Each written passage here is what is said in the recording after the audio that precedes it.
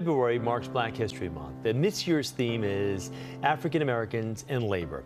The theme honors, celebrates, and acknowledges the Black labor movement in America and how work of all kinds intersects with the collective experience of Black people. Joining us now to discuss is Troy Washington, Assistant Director for Media at Jobs to Move America. Great to have you with us. How are you? Hi, Chris. I'm doing well this morning. Thank you for having me here. Awesome. So can you talk about the significance, though, of the Black labor movement in America? Well, I just have to start with saying I'm so proud to be a part of the work that we do at Jobs to Move America and raising the voices of Black workers in the labor movement. Just a little bit about myself. I grew up outside of Houston and I did a lot of work with AFSCME in Memphis. So I've seen firsthand the struggles of sanitation workers. That's the sanitation workers union there.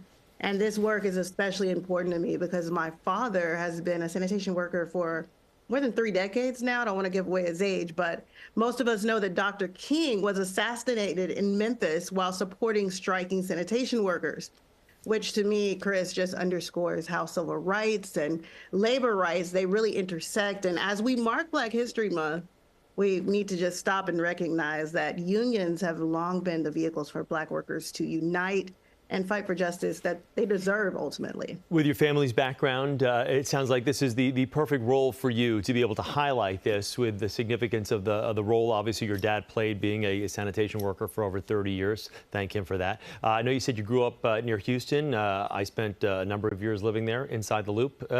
So yeah. I'm very familiar with Houston as well. Great community and great people down there.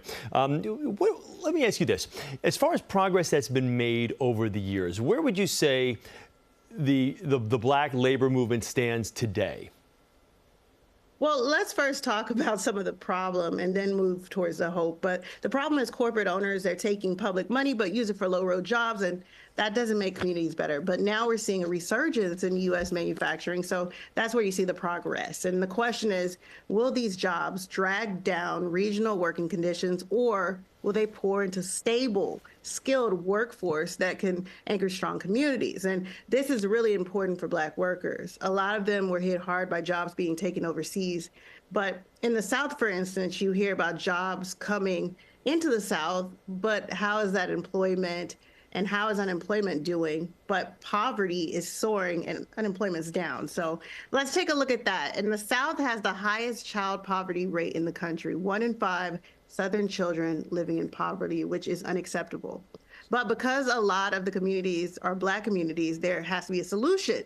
So what we do at JMA is we use community benefits agreements to work with the workers, to uplift their voices, to empower them, to give them the tools to be able to reach agreements with the companies to have a better working life for themselves, to have a fair chance to get good jobs in manufacturing that offer real training. And we've noticed that when that happens, they succeed. The big problem is that discrimination and other barriers can sometimes keep those workers from getting that chance. But the good news is that those barriers are starting to disappear with intention, of course. So let me ask you this. When you hear all of the talk in the headlines now about DEI and things like that, does that trouble you? It doesn't trouble us at all because we are a research and policy center. So we do the research, we uncover the facts.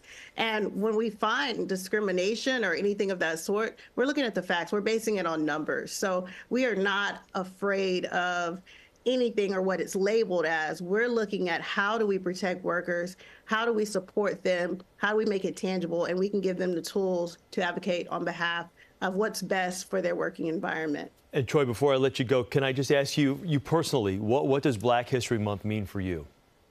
Oh, it means legacy.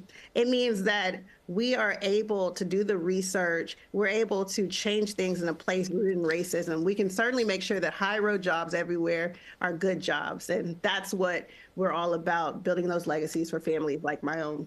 Troy, thank you so much for taking a few moments for you. Really appreciate it. The Assistant Director for Media at Jobs to Move America. Again, Troy, thank you. Thank you. All right, for all of our stories celebrating Black History Month, visit CBSNewYork.com.